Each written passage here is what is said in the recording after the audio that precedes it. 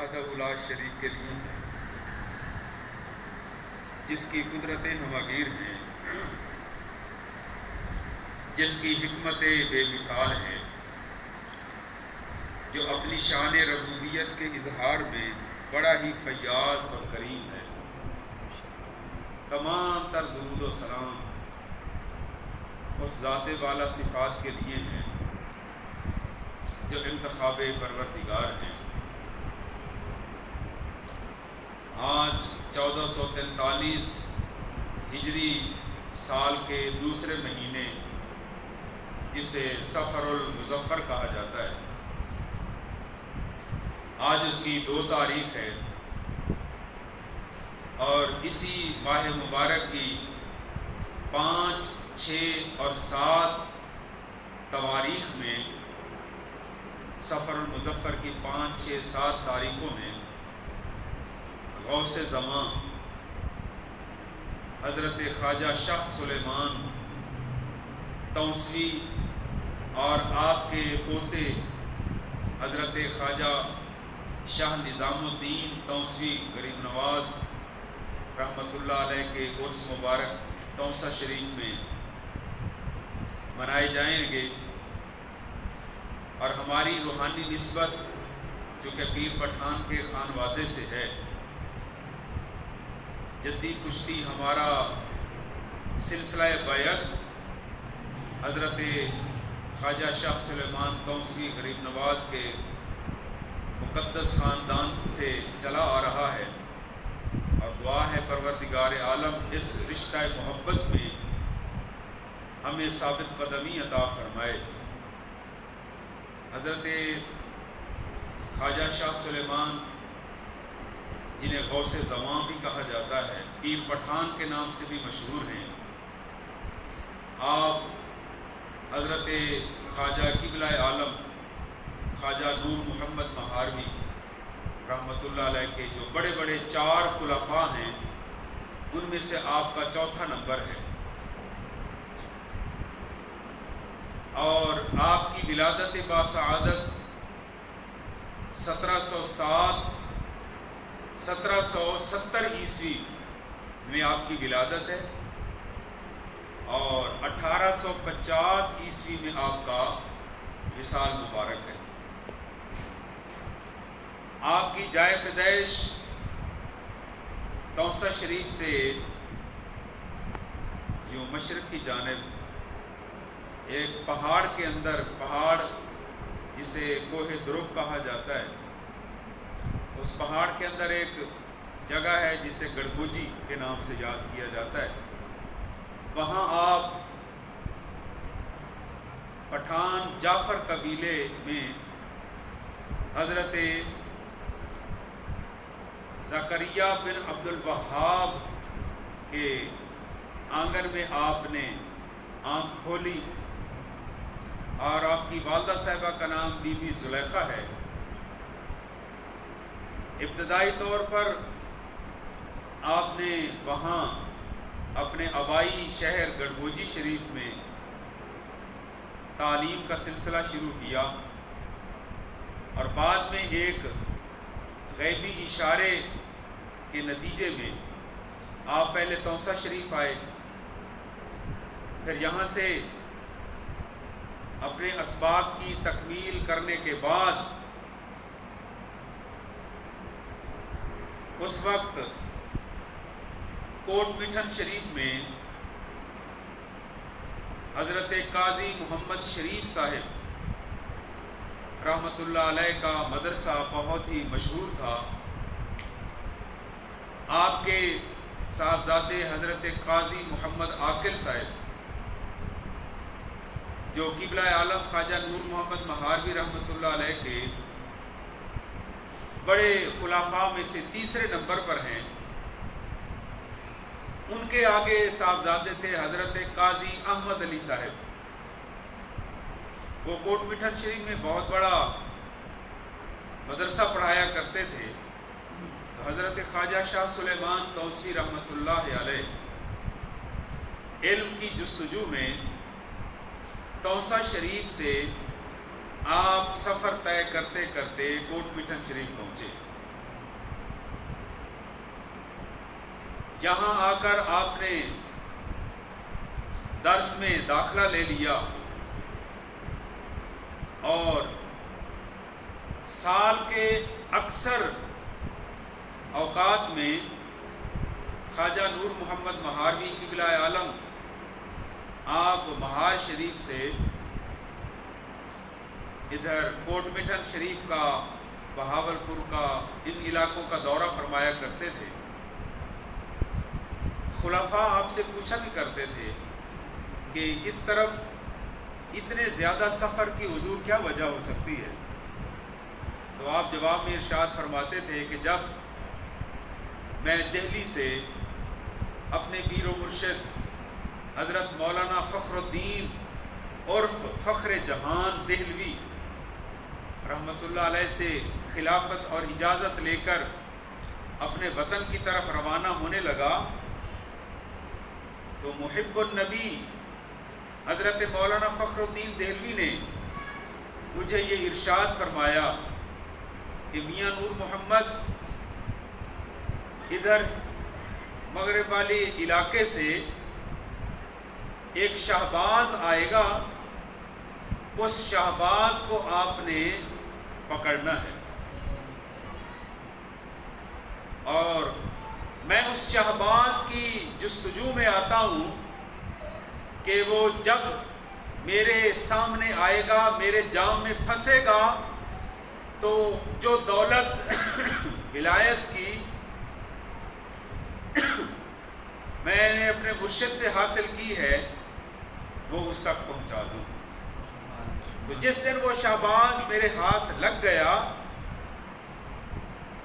تو اس دن میری مراد پوری ہو جائے گی۔ میں تو اس شہباز کی جستجو میں رہتا ہوں، اور آخر ایک دن وہ آ گیا جب حضرت قبلہ عالم خواجہ نور محمد مہاروی کوٹ مٹھن شریف پہنچے تو آپ ہم سلسلہ چشتیہ نظامیہ میں بیعت ہیں جو حضرت بابا فرید الدین گنج شکر سے چلتا ہے، سلسلہ چشتیہ صابریہ بھی، اور دوسرا سلسلہ ہے چشتیہ نظامیہ۔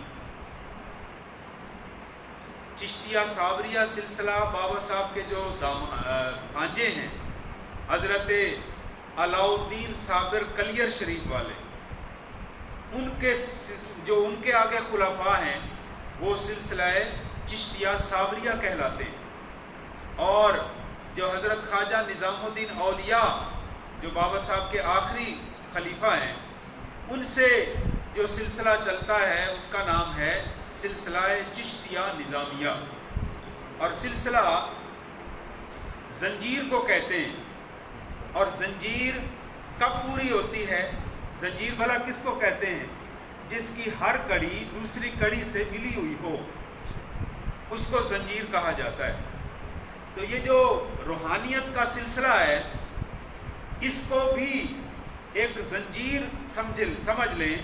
وہ کس طرح کہ ایک بزرگ کا ہاتھ دوسرے بزرگ کے ہاتھ میں چلا جاتا ہے، اور وہ روحانی طور پر چلتا چلتا آخر کار آمنہ کے لال کے دست پاک تک پہنچتا ہے۔ سبحان اللہ۔ اور حضور علیہ السلام تو اس دنیا میں جلوہ گر ہی اس لیے ہوئے کہ اللہ کی بھولی ہوئی مخلوق کو پکڑ کر اللہ سے ملانے والے ہیں۔ سبحان اللہ۔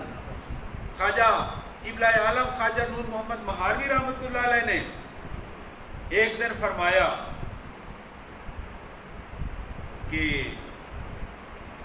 معرفت کے طعام کی ایک دیگ، طعام معرفت کے کھانے کی ایک دیگ نبی پاک علیہ السلام سے چلی اور حضرت مولا علی تک پہنچی۔ حضرت مولا علی شیر خدا نے بھی حضور کے اور نبی پاک علیہ السلام کے فرمان کے مطابق سیدنا صدیق اکبر، عمر فاروق، عثمان غنی اور مولا علی اس معرفت کے طعام کی دیگ میں سے لنگر تقسیم کرتے رہے۔ پھر وہ دیگ حضرت مولا علی شیر خدا نے اپنے شاگرد رشید اور اپنے خلیفہ اور اپنے مرید صادق حضرت خواجہ حسن بصری کو عطا فرمائی۔ خواجہ حسن بصری سے وہ طعام معرفت کی دیگ چلتے چلتے میرے پیر و مرشد حضرت خواجہ فخر الدین دہلوی تک پہنچی۔ انہوں نے بھی اس دیگ کو بڑا تقسیم کیا، لیکن جب دیکھا تو اس میں کمی نہیں ہوئی، معرفت کے اس طعام میں کمی واقع نہیں ہوئی۔ اور اب وہ دیگ میرے مرشد نے مجھے عطا فرمائی ہے۔ خواجہ نور محمد مہاروی فرماتے ہیں وہ دیگ میرے مرشد نے مجھے عطا فرمائی ہے، اور 14 صدیاں گزر گئی ہیں، اللہ کی معرفت کی اس دیگ میں کمی نہیں ہوئی۔ سبحان اللہ۔ لاکھوں ولی پیدا ہو گئے، لاکھوں کو ولایت کے مرتبے نصیب ہو گئے، لیکن اس طعام معرفت کی دیگ میں کمی نہیں ہوئی۔ اب میرا دنیا سے جانے کا وقت آ گیا ہے، تو آپ سے عرض کیا حضور آپ کے بعد خواجہ نور محمد مہاروی کے بہت زیادہ خلفاء گزرے ہیں، آپ نے بڑے بڑے خلفاء تیار کیے ہیں، ان میں سے پہلا خلیفے ہیں، ان کا نام ہے خواجہ نور محمد، مرشد کا نام بھی خواجہ نور محمد، اور آگے پہلے خلیفہ کا نام بھی خواجہ نور محمد۔ بس فرق یہ ہے، یہ خواجہ نور محمد مہاروی کے نام سے شہرت پائی ہے، اور انہوں نے خواجہ نور محمد نارو والا یہ ضلع راجن پور میں آپ کی خانقاہ ہے۔ تو آپ نے فرمایا خواجہ نور محمد مہاروی نے کہ میرا دل جو چاہتا ہے کہ یہ معرفت کی دیگ میں اپنے پہلے خلیفہ خواجہ نور محمد نارو والے کو دے کر جاؤں، لیکن دل میرا یہ چاہتا ہے، لیکن تقدیر کچھ اور فیصلہ کر چکی ہے۔ حاطف غیب سے یہ آواز آ رہی ہے کہ میاں نور محمد یہ طعام معرفت کی دیگ اگر تو نے دینی ہے تو خواجہ شاہ سلیمان کو دینی ہے، سبحان اللہ، پیر پٹھان کو دینی ہے۔ تو پھر 16 سال کی عمر میں آپ نے بیعت کی خواجہ نور محمد مہاروی کی، اور وہ بڑا عجیب و غریب واقعہ ہے۔ جب خواجہ صاحب وہاں کوٹ پیٹن شریف گئے تو آپ قوالی بھی سنا کرتے تھے، تو آپ بڑے ناراض ہوئے خواجہ شاہ سلیمان کہ قوالی کی وجہ سے ہمارے سبق ادھورے رہ جاتے ہیں، ہمارے استاد محترم بھی اس معزز مہمان کی خدمت میں لگ جاتے ہیں، اور ویسے بھی یہ مناسب نہیں ہے کہ یہاں پر قوالی کی جائے۔ تو آپ نے بڑا خطرناک ارادہ کر لیا، آپ پہاڑی علاقے سے تشریف لائے ہوئے تھے نا، بڑا قد کاٹ تھا آپ کا، بڑے سخت، پٹھان ویسے بھی بڑے سخت جان ہوتے ہیں کیونکہ وہ پہاڑوں میں رہتے ہیں، پہاڑی زندگی میں وہ عادی ہو جاتے ہیں سختیاں برداشت کرنے کے۔ تو آپ کو خواجہ صاحب پیار سے روہیلا کہا کرتے تھے۔ تو آپ نے جناب اپنے کپڑوں میں خنجر چھپایا، وہ اندازہ لگائیں جیسے حضرت عمر فاروق رضی اللہ تعالیٰ عنہ نے تلوار نکال کر کس ارادے سے گھر سے نکلے تھے کہ آج میں نبی پاک علیہ الصلوۃ والسلام کو شہید کرنے کے ارادے سے نکلے کہ آج ان کا کام تمام کریں گے۔ وہ ہمارے بتوں کو صحیح نہیں سمجھتے، لیکن کیا ہوا، ادھر وہ تلوار لے کر آ رہے ہیں اور ادھر آمنہ کے لال اس کے لیے دعائیں مانگ رہے ہیں۔ سبحان اللہ۔ تو حضور کی دعا قبول ہوئی، اور حضرت عمر فاروق رضی اللہ تعالی عنہ اپنی بہن اور بہنوئی کے گھر میں جب پہنچے، انہیں مارا پیٹا، لیکن جب دیکھا کہ میری بہن تو میرے سامنے کبھی بولتی نہیں تھی اور آج شیرنی کی طرح مجھے جواب دے رہی ہے کہ جان تو جا سکتی ہے، محمد کا کلمہ نہیں چھوڑ سکتے، سبحان اللہ، تو اپنی بہن سے کہا وہ کون سی طاقت ہے جس نے تمہیں اتنا دلیر بنا دیا ہے، اور میرے آنے سے پہلے کیا کچھ پڑھ رہے تھے آپ؟ تو آپ کی ہمشیرہ صاحبہ نے فرمایا کہ آپ پہلے غسل کریں، وضو کریں، آپ پاک صاف ہوں گے تو آپ کو قرآن پاک سنایا جائے گا۔ تو آپ کی ہمشیرہ صاحبہ نے سورہ طٰہٰ کی ابتدائی آیات پڑھی، جیسے جیسے قرآن پاک کی آیات پڑھتی جا رہی تھی عمر کا دل نرم ہوتا جا رہا تھا، سبحان اللہ۔ اور آخر کار کہنے لگے مجھے جلدی حضور کی بارگاہ میں پہنچاؤ تاکہ میں بھی کلمہ شریف پڑھ کر ان کے غلاموں میں شامل ہوں۔ تو بعض اوقات انسان کسی اور نیت کے ساتھ آتا ہے، لیکن اللہ کی تقدیر غالب آ جاتی ہے۔ تقدیر لکھنے والا اللہ ہے، تقدیر بنانے والا اللہ ہے، لکھی ہوئی تقدیر کو کوئی ٹال نہیں سکتا۔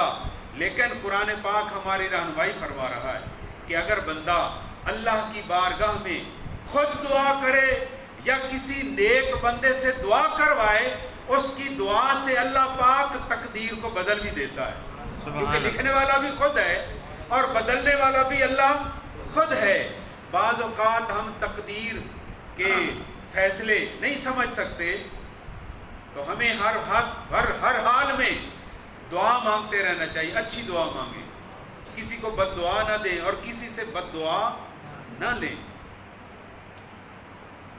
تو جس طرح حضرت عمر فاروق رضی اللہ تعالی عنہ گئے کسی اور ارادے سے اور عشق محمد کے شہید ہو گئے، سبحان، اسی طرح حضرت خواجہ شاہ سلیمان توسوی نے بھی اپنے کپڑوں میں خنجر چھپایا کہ میں خواجہ نور محمد صاحب پر حملہ کروں گا، ان کو شہید کر دوں۔ جس ارادے کے ساتھ آئے، محفل پاک لگی ہوئی تھی اور خواجہ نور محمد مہاروی بار بار محبت اور عشق سے مخمور آنکھوں سے خواجہ شاہ سلیمان کو تکتے تھے۔ یہ جو بزرگوں کی صحبت ہے یہ بہت ضروری ہے، اسی لیے مولانا روم نے فرمایا صحبت صالح ترا صالح کند، صحبت طالع ترا طالع کند۔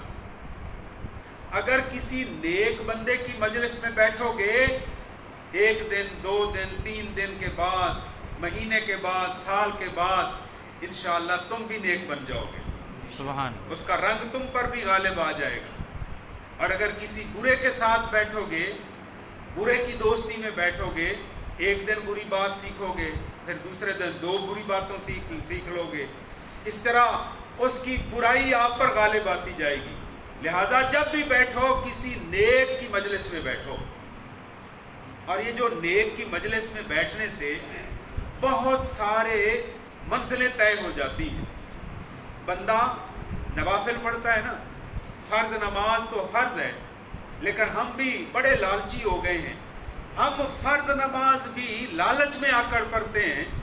کوئی تو آ کر دعا مانگتا ہے مجھے اولاد مل جائے، میرا فلاں کاروبار اٹکا ہوا ہے وہ ٹھیک ہو جائے، اس لیے وہ نماز پڑھتا ہے، جبکہ صوفیاء اللہ کے عاشق لوگ یہ کہتے ہیں اور اس لالچ میں آ کر عبادت نہ کرو، عبادت اس نیت کے ساتھ کرو کہ وہ عبادت کے لائق ہے۔ اللہ عبادت کے لائق ہے، اس کو اپنا معبود حقیقی سمجھ کر اس کی بارگاہ میں جھکو، وہ تو سب کچھ عطا فرمانے والا ہے، یہ باقی چیزیں تمہیں خود بخود مل جائیں گی۔ آج ہم یہاں نماز میں بھی دعا مانگتے رہیں، مانگنی چاہیے، لیکن ہماری نیت یہ ہو جب ہم اللہ اکبر کرنے کے لیے ہاتھ اٹھاتے ہیں، کانوں تک لے جاتے ہیں، اس وقت ہماری نیت یہ ہو میرا مالک اس لائق ہے کہ اس کی عبادت کی جائے، اس کے سوا کوئی درخت، کوئی پہاڑ، کوئی بت، کوئی انسان اس قابل نہیں ہے کہ یہ پیشانی اس کے سامنے جھکائی جائے۔ ہاں اللہ کی ذات اس قابل ہے کہ اس کی بارگاہ میں سر جھکایا جائے، وہی عبادت کے لائق ہے۔ اس نیت کے ساتھ جب ہم عبادت کریں گے تو ایک نہ ایک دن مالک تو ہمیں دیکھتا ہی ہے، ایک دن ہمیں نماز میں اتنا درجے پر اللہ پاک پہنچا دے گا کہ ہم خدا کو دیکھنے لگ جائیں گے، سبحان اللہ، ہم اس کے جلووں کا دیدار کرنے لگ جائیں گے۔ اس نیت کے ساتھ ہمیں عبادت کرنی چاہیے۔ تو حضرت کسی نیک کی مجلس میں بیٹھ کر ادب سے بیٹھنا چاہیے، اور آج کل ادب بہت کم ہوتا جا رہا ہے۔ جو زبان ہے نا منہ میں، جو منہ میں آیا، جو دماغ نے سوچا وہی ہم کہہ دیتے ہیں۔ حالانکہ چاہیے یہ کہ پہلے تولو پھر بولو۔ آج کل لوگ اتنے منہ پھٹ ہو گئے ہیں، کسی بڑے چھوٹے کا کوئی ادب احترام کا خیال نہیں ہے۔ ایک بندہ اگر بیٹھا ہے، اسے کسی مسئلے کا پتہ نہیں ہے، تو وہ کسی عالم کے سامنے اسے زبان خاموش رکھنی چاہیے نا، یا اپنی رائے دینی چاہیے۔ جسے پتہ ہی نہیں ہے کہ علم کیا ہے، علم حدیث کیا ہے، علم تفسیر کیا ہے، لیکن لوگ علماء کے سامنے بھی ایسے ایسے کینچی کی طرح زبان چلتی ہے، حیران ہو جاتے ہیں ہم لوگ۔ بھئی جب آپ کو کسی مسئلے کا پتہ نہیں ہے تو آپ کسی عالم سے پوچھیں، جبکہ قرآن پاک فرما رہا ہے فَاسْأَلُوا أَهْلَ الذِّكْرِ إِن كُنتُمْ لَا تَعْلَمُونَ۔ اگر تمہیں کسی چیز کا علم نہ ہو تو اہل علم سے جا کر پوچھو، اہل ذکر سے جا کر پوچھو۔ اپنی عقل پر فیصلے کرو گے تو گمراہ ہو جاؤ گے۔ اور آپ دیکھتے ہیں لوگ اب گمراہی کا، جیسے ہوا چلتی ہے نا، گمراہی کی ہوا چلی ہوئی ہے، لوگ اپنے عقیدوں کو بھول رہے ہیں۔ جو پہلے ہمارے بزرگوں نے ہمیں عقائد اور ہماری اصلاح فرمائی، لوگ آج کل بے باک ہوتے جا رہے ہیں، دلیر ہوتے جا رہے ہیں۔ کسی مسئلے کا پتہ ہے یا نہیں ہے، جو ذہن میں آیا اسی پر عمل کر لیا۔ جبکہ علماء کے بارے میں فرمایا گیا ہے کہ جس طرح اندھیری رات میں ایک چراغ روشن ہو جائے، اسی طرح ہم عام لوگ اندھیرے میں رہنے والے ہیں، انہیں پتہ نہیں ہے کہ ان کی عقل میں کیا سوچیں آ رہی ہیں۔ اگر وہاں ایک عالم آ جائے تو وہ اسی طرح ہے جس طرح اندھیری رات میں چراغ جل رہا ہے۔ سبحان اللہ۔ لوگ علماء کی قدر کریں۔ اگر کوئی علم دین جاننے والا ہے تو دیکھیے شہید کا کتنا بڑا درجہ ہے، جانتے ہیں نا آپ سب لوگ، شہید کا خون کا پہلا قطرہ زمین پر بعد میں گرتا ہے، اسے پہلے دیدار الہی نصیب ہو جاتا ہے۔ سبحان۔ ایسے ہے نا، جب آپ نے علماء سے سن رکھا ہے کتنا بڑا درجہ اور مقام ہے شہید کا۔ اور نبی پاک علیہ السلام کی حدیث پاک سنیے، حضور فرماتے ہیں کہ میرے دین کا کوئی عالم اگر اپنے قلم سے علم کی کوئی بات لکھ رہا ہو، توجہ ہے آپ کی، حضور کے دین کا عالم اپنے قلم کے ساتھ کوئی علم کی بات لکھ رہا ہو تو پتہ ہے نا کہ قلم کے اوپر بھی روشنائی کا قطرہ ہوتا ہے، جبھی تو وہ لکھتی ہے۔ اگر روشنائی نہ ہو، انک نہ ہو تو قلم نہیں چلتا، سوکھ جاتا ہے۔ تو حضور فرماتے ہیں کہ عالم کے قلم کا روشنائی کا قطرہ شہید کے خون کے قطرے سے زیادہ قیمتی ہے۔ سبحان اللہ۔ کیوں؟ سبحان اللہ۔ شہید بھی گواہی دیتا ہے اپنے خون کے ذریعے کہ اللہ ایک ہے، اس کا رسول سچا ہے، اور عالم اپنے قلم کے ذریعے گواہی دیتا ہے کہ اللہ وحدہ لا شریک ہے، وہ اللہ کے دین کو آگے پھیلاتا ہے۔ اور آج لوگوں نے علماء کی قدر و قیمت آپ کے سامنے ہی ہے، جو آپ قدر کرتے ہیں علماء کی، جس کے پیچھے نماز پڑھتے ہیں اسی کا گلہ نہ کریں تو آپ کو روٹی ہضم نہیں ہوتی، اس کے خلاف کوئی بات نہ کریں تو آپ کو چین نہیں آتا۔ جس طرح زبان کو لذت ملتی ہے غیبت کرتے ہوئے، برا بولتے ہوئے، جبکہ نبی پاک علیہ السلام فرماتے ہیں جس نے میرے دین کے عالم کا احترام کیا اس نے میرے دین کا احترام کیا۔ سبحان اللہ۔ تو حضرت یہ جو صحبت ہوتی ہے بزرگوں کی، یہ بڑی شے ہے۔ اس صحبت میں بیٹھ کر کئی منزلیں طے ہو جاتی ہیں۔ بندہ اکیلے میں اگر نوافل پڑھے تو شیطان گھیر لیتا ہے، اس کا خطرہ ہوتا ہے۔ اس نے تو، ہم تو کیا شے ہیں، اس شیطان بدبخت نے حضرت غوث پاک سے جا کر لڑائی لے لی، ان سے جا کر ٹکر لے لی، جس طرح حضرت ابراہیم خلیل اللہ سے مقام بنا پر جا کر اس نے ٹکر لی۔ حضرت غوث پاک نوافل پڑھ رہے تھے، ایک نورانی روشنی ہوئی، آواز آئی، اے عبد القادر، آج کے بعد میں تیری عبادت پہ خوش ہو گیا ہوں، اب زیادہ مشقت نہ کیا کر، اب نماز میں زیادہ تکلیف نہ اٹھایا کر، میں تجھ پہ راضی ہو گیا ہوں۔ تو آپ نے فوراً ذہن میں خیال کیا وہ نماز تو کربلا میں میرے دادی حسین پر معاف نہیں ہوئی، یہ مجھے غیب سے آواز آ رہی ہے کہ نماز اب چھوڑ دو، یہ خدا نہیں ہے، یہ شیطان نہیں ہو سکتا ہے۔ آپ نے فوراً پڑھا لا حول ولا قوت الا باللہ، اور بدبخت مجھے گمراہ کرنے کے لیے آیا ہے۔ تو شیطان نے کہا عبد القادر اس مقام پر میں نے کئی بڑے بڑے ولیوں کو پلٹا کے رکھ دیا، انہیں گمراہ کر دیا، لیکن تجھے تیرے علم نے بچا لیا۔ تو حضور غوث پاک نے دوبارہ فرمایا اور لعنتی مجھ پر دوسرا حملہ کر رہا ہے، مجھے میرے علم نے نہیں بچایا، مجھے میرے رب نے بچایا ہے۔ سبحان اللہ۔ تو یہ جو بزرگوں کی صحبت ہے وہ بڑی چیز ہے، اس میں بیٹھا کریں، اپنے بڑوں کی خدمت میں بیٹھا کریں، ان سے دعائیں لیا کریں۔ اللہ تبارک و تعالی ہم سب کی حاضری قبول و منظور فرمائے۔ اور حضرت خواجہ شاہ سلیمان توسیع غریب نواز پر جب خواجہ صاحب کی نظر پڑی تو آپ جب نظر پڑی نا تو آپ پر وجد طاری ہو گیا، ادھر قوالی ہو رہی تھی، آپ پر وجد طاری ہوا، اور کتابوں میں لکھا ہوا ہے اتنا وجد طاری ہوا کہ آپ کی آنکھوں سے آنسوؤں کی بجائے خون جاری ہو گیا۔ اتنا عشق الہی کا غلبہ ہوا کہ آنکھوں سے خون جاری ہو گیا۔ اور خواجہ نور محمد مہاروی نے وہ جب وجد ہوا نا اور آپ کی جسم تڑپنے لگا تو وہ جو آپ نے خنجر چھپایا ہوا تھا وہ باہر نکل آیا۔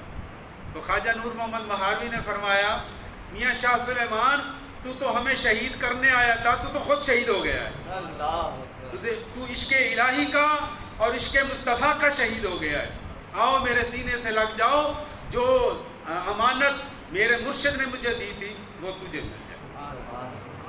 تو پھر آپ نے دوبارہ وہاں توسہ شریف میں جا کر ڈیرا لگایا، اور وہاں رشد و ہدایت کے ایسے چشمے پھوٹے کہ پہلے سیال شریف منور ہوا، پھر گولڑا شریف منور ہوا۔ سبحان اللہ۔ یہ جتنا بھی فیض ہے یہ سارا خواجہ پیر پٹھان صاحب کا ہے، اور انہی کے نام پہ یہ کوہ سلیمان بھی ہے۔ اللہ تبارک و تعالیٰ بزرگوں کی صحبت میں با ادب حاضری کی توفیق عطا فرمائے۔ وما علینا الا البلاغ۔